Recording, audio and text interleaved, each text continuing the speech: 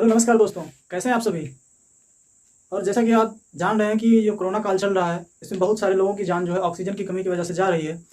इसमें होता क्या है, फेफड़े में इन्फेक्शन हो रहा है और फिर जो हमारा फेफड़ा है वो ऑक्सीजन को और जो हम वायुमंडल से वायु ग्रहण करते हैं, जो गैसें हम अपने नाक के द्वारा अंदर लेते हैं, उनको वो जो अलग करके अपने लिए वो उपयोगी नहीं साबित कर पा रहा है, जिसकी वजह से लाखों लोगों की जानें जा रही हैं। तो आज का हमारा जो टॉपिक है वो है ऑक्सीजन प्राणदायिनी कैसे है। ठीक, तो जैसा कि हम सब जो है शुरू से ही पढ़ते आए हैं कि ऑक्सीजन क्या है। ऑक्सीजन एक गैस है और ये कहाँ से, वायु से प्राप्त होती है। जो हमारा वायुमंडल है पृथ्वी पर, इसमें जो ऑक्सीजन है उसमें 21% ऑक्सीजन है और 78% नाइट्रोजन है और 1% में अन्य गैसें हैं।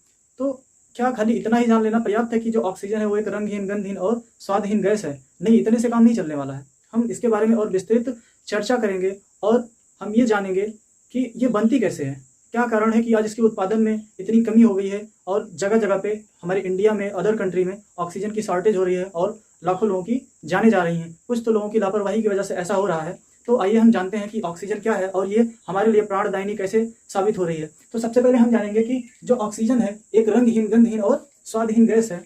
तो इसकी जो खोज हुई थी या फिर इसके ऊपर जो प्रारंभिक अध्ययन हुआ था, ये किसने किया था और अध्ययन करने के बाद इसके बारे में किसने बताया या फिर कहें कि इसको किसने खोजा था।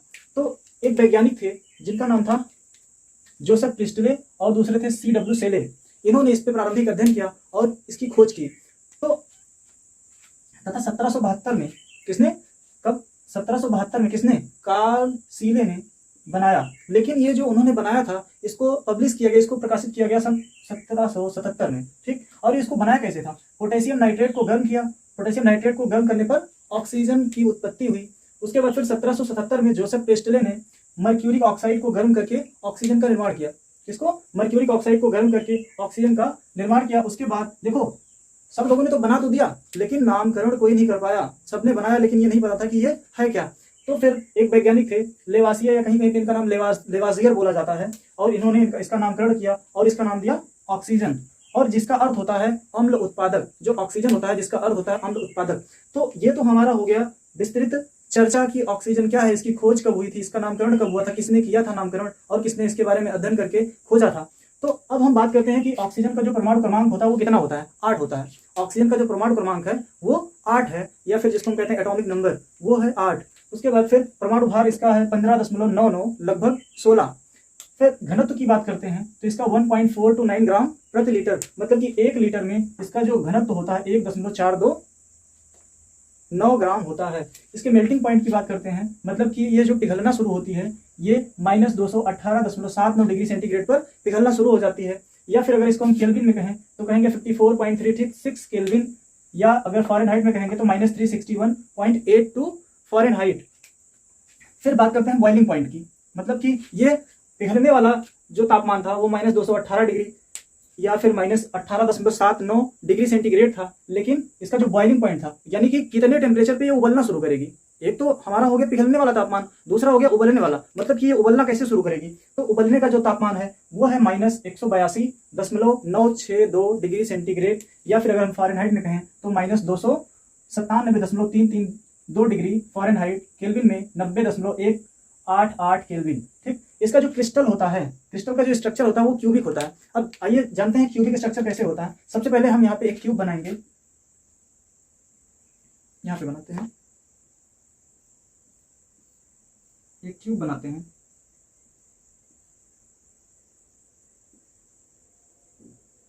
ये हमारा क्यूब बना, और इसका जो क्यूबिक स्ट्रक्चर, जो क्रिस्टल का स्ट्रक्चर होता है वो क्यूबिक होता है। एक परमाणु यहाँ, यहाँ, यहाँ, यहाँ, ये हो गया। ठीक, तो ये जो है देखो एक घन बना हुआ है, या घन या घना कुछ भी कह सकते हैं, क्यूबिक है। तो यहाँ पे इसके जो है एटम्स दिख रहे हैं, और ये एक क्या है, डाई एटॉमिक नॉन मेटल है, मतलब कि 2 परमाणुक अधातु है। ठीक है, तो इसका स्क्रीनशॉट लीजिए, फिर जो है हम आगे बताते हैं।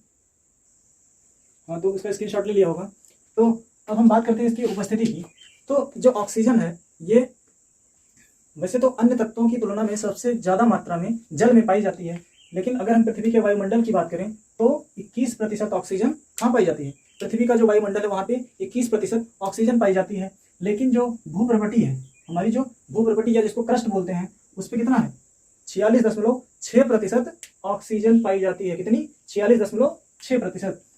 अब देखो, वैसे तो कहने के लिए 21% है, कहाँ पे? हमारी वायुमंडल में, लेकिन ये 20.99 के समथिंग है। और लेकिन इंसान जो है अपने स्वार्थ के लिए डे बाई डे जो है पेड़ों को काटता जा रहा है, जो हमारे ऑक्सीजन की उत्पत्ति का स्रोत है उसे ये जो है दिन प्रतिदिन नष्ट कर रहा है। इतनी भयावह स्थिति बनी हुई उसके बावजूद भी लोग अपने स्वार्थ बस पेड़ों को काट रहे हैं, जंगलों को काट रहे हैं, आए दिन नए नए निर्माण कार्य कर रहे हैं, तो उसमें जो पेड़ पौधे आ रहे हैं उनको काटते जा रहे हैं। लेकिन ये सब चीज़ें समझ में नहीं आ रही हैं, तो इसको आप जो है नोट करिए, फिर हम बताते हैं इसके निर्माण की विधि, ये बनाई कैसे जाती है। अब आगे हम जो है इसके निर्माण के बारे में बात करते हैं। तो देखो इसमें फिगर बना हुआ है, जिसमें जो 3 जार दिख रहे हैं, 2 तो सिलेंडर में बीच में एक जार है जिसमें जल भरा हुआ है, और नीचे से एक बैटरी के थ्रू इसमें विद्युत अपघटनी या जिसको बोलते हैं इलेक्ट्रोलिसिस का प्रोसेस किया जा रहा है। तो इसमें जो है एक को एनोड बनाया गया, जिसमें ऑक्सीजन का सिलेंडर लगा हुआ है, उसको एनोड बनाया गया था, दूसरे को कैथोड बनाया गया। कैथोड को नेगेटिव से जोड़ा गया और एनोड को पॉजिटिव से जोड़ा गया, और इसमें जब इलेक्ट्रोलिसिस का प्रोसेस हुआ तो एक सिलेंडर में ऑक्सीजन तथा दूसरे में हाइड्रोजन गैस जाके विघटित हो जाती है, इनका अपघटन हो जाता है जब विद्युत अपघटन के द्वारा। ये हाफ मान के वोल्ट मीटर से जो है ये अलग किया गया है। बाकी इसमें जो है कुछ और दिया हुआ है, जैसे कई प्रकार के ऑक्साइडों, जैसे सिल्वर ऑक्साइड, ये है पारे का ऑक्साइड तथा डाई ऑक्साइडों, लेड, मैग्नीज तथा बेरियम। उसके बाद कुछ ऑक्सीजन वाले जो लवण होते हैं, ऑक्सीजन वाले लवण होते हैं जैसे पोटेशियम नाइट्रेट, क्लोरेट या फिर परमैंगनेट, डाइक्रोमेट आदि को जब गर्म किया जाता है तो ऑक्सीजन का निर्माण होता है। उसके बाद कुछ पराक्साइड होते हैं, जल के साथ अभिक्रिया करके ऑक्सीजन का निर्माण करते हैं। कुछ ऐसे पराक्साइड हैं जो जल के साथ अभिक्रिया करके ऑक्सीजन का निर्माण करते हैं। उसके बाद है सोडियम पराक्साइड तथा मैग्नीज डाइऑक्साइड या चूने के क्लोराइड का चूरा, ये मिश्रण रूप में ऑक्सीजन के उत्पादन में प्रयोग किया जाता है। ठीक, फिर हाइपोक्लोराइड अथवा हाइपोब्रोमाइड के विघटन से या गंधक के अम्ल, सल्फर का जो अम्ल होता है, तथा मैग्नीज डाइऑक्साइड या पोटेशियम परमैंगनेट की क्रिया से भी ऑक्सीजन का निर्माण होता है। उसके बाद अगर कम मात्रा में ऑक्सीजन का निर्माण करना हो तो हम हाइड्रोजन पेरोक्साइड को अकेले या फिर उत्प्रेरक की उपस्थिति में गर्म करते हैं और कम मात्रा में, एक लिमिटेड मात्रा में ऑक्सीजन का निर्माण होता है। ठीक, तो ये दिया हुआ है, ये जो है हाफ मान के वोल्ट मीटर में जो है जल का विद्युत अपघटन करवाया गया, और इसमें एक सिलेंडर में ऑक्सीजन तथा दूसरे में हाइड्रोजन जल से अपघटित हो गई, और इस प्रकार हमको ऑक्सीजन प्राप्त होती है। तो एक विधि और है जिसको ब्रिन विधि कहते हैं। इसका उपयोग जो है बहुत बड़ी मात्रा में ऑक्सीजन का निर्माण करने के लिए किया जाता है। इस विधि में क्या होता है, जो बेरियम ऑक्साइड होता है इसको लगभग 500 डिग्री सेंटीग्रेड तक गर्म करते हैं। जब ये गर्म होता है तो हवा में जो उपस्थित ऑक्सीजन होता है उससे अभिक्रिया करके जो बेरियम ऑक्साइड होता है बेरियम पेरोक्साइड बनाता है। फिर ये जो बेरियम पेरोक्साइड होता है इसको हम और गर्म करते हैं लगभग 800 डिग्री सेंटीग्रेड तक। तो जब ये गर्म होता है तो हमें ऑक्सीजन प्राप्त होती है। साथ में वो जो बेरियम ऑक्साइड होता है वो पुनः निर्माण के लिए उपयोग में ले लिया जाता है। वर्तमान में जो हवा से ऑक्सीजन बनाई जाती है इसमें हवा के द्रव रूप का प्रयोग किया जाता है। ठीक है, उसके बाद इसके कुछ गुणधर्म है, जैसे मैंने पहले बताया था वीडियो की स्टार्टिंग में ही कि जो इसका घनत्व होता है 1.429 ग्राम प्रति लीटर, लेकिन ये 0 डिग्री सेंटीग्रेड और 750 मिलीमीटर दाब पर होता है। दूसरा, वायु की अपेक्षा यह 1.1052 गुना भारी है। क्या ये जो ऑक्सीजन है ये वायु की अपेक्षा 1.1052 गुना भारी है। यही कारण है कि हमको ऑक्सीजन हमारी पृथ्वी पे आसानी से मिल जाती है। अगर ये हल्की होती तो ये वायुमंडल के सबसे ऊपरी परत पे होती और हमको सांस लेने में बहुत ज्यादा कठिनाई होती। यही कारण है कि जब हम पहाड़ों पे जाते हैं तो वहाँ पे ऑक्सीजन का जो लेवल होता है बहुत कम हो जाता है और हमको सांस फूलने लगती है या फिर सांस की कमी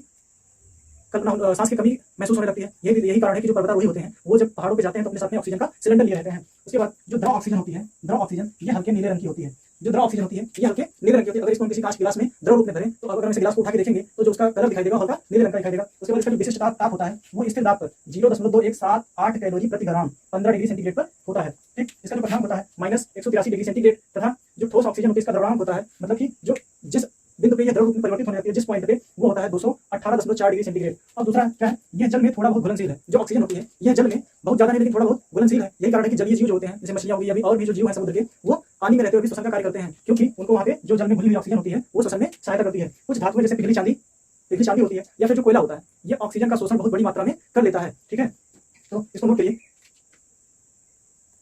हम इसके जो है उपयोग की बात करते हैं तो जो द्रव ऑक्सीजन कार्बन तथा पेट्रोलियम पदार्थों का जो मिश्रण होता है ये विस्फोटक के रूप में होता है, और ये जो विस्फोटक होता है बड़े बड़े पहाड़ों को तोड़ने में प्रयोग किया जाता है। उसके बाद बिल्डिंग में जैसे हम बात करते हैं ऑक्सी एसिटिलीन बिल्डिंग में इसका प्रयोग ज्वाला को और तेज जलने के लिए प्रयोग किया जाता है। और ये बड़ी बड़ी जो लोहे की पाइप्स होती हैं या फिर चादरें होती हैं इनको जोड़ने के लिए ऑक्सी एसिटिलीन बिल्डिंग का प्रयोग किया जाता है, जिसमें ऑक्सीजन के सिलेंडर का उपयोग किया जाता है। उसके बाद ये ब्लैक रंग के बेलनों में बिकते, बेलन से अर्थ मतलब कि जो ब्लैक कलर के सिलेंडर होते हैं उसमें भर भर के बेची जाती है। आजकल आप लोग न्यूज़ में देखते होंगे कि आए दिन वो हल्का ग्रे और ब्लैक कलर का जो सिलेंडर होता है गाड़ी वगैरह पे लद के जाता है, या फिर कहीं पे देखा होगा कि जमाखोरी कर लिए लोग, कुछ जो स्वार्थी प्रवृत्ति के लोग हैं वो जमाखोरी कर लिए हैं और उनकी जो वीडियो वगैरह आती है तो उसमें देखा होगा जो ब्लैक कलर का सिलेंडर या ग्रे कलर का दिखता है वही ऑक्सीजन का सिलेंडर होता है। उसके बाद ऑक्सीजन का जो उपयोग होता है सिरका, वार्निश के निर्माण में किया जाता है। तथा जो असाध्य रोगी होते हैं, असाध्य रोगी मतलब कि जो किसी ऐसी बीमारी से ग्रसित है जो चल फिर नहीं सकते हैं या फिर जिनके जो श्वसन तंत्र है वो बुरी तरह से प्रभावित हो गए हैं, तो आपने देखा होगा कि जब किसी को कोई खतरनाक बीमारी आती है तो सबसे पहले उसको वेंटिलेटर पर लेटा के उसके मुंह में एक बाहर से जो है लगा दिया था ऑक्सीजन देने के लिए, और असाध्य रोगियों को सांस को या फिर वायु पहुंचाने के लिए, ऑक्सीजन पहुंचाने के लिए प्रयोग किया था वेंटिलेटर पे। ठीक है, फिर इसकी जो पहचान है, जलते हुए तिनके को अगर हम ऑक्सीजन के पास लेके जाएंगे तो जो तिनका होता है बहुत तेजी से जल उठता है। ठीक है, उसके बाद चिकित्सा में तो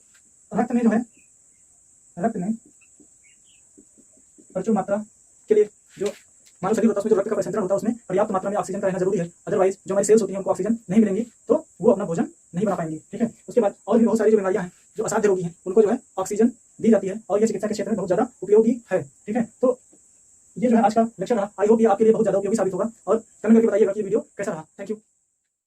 इसी तरह के और वीडियो देखने के लिए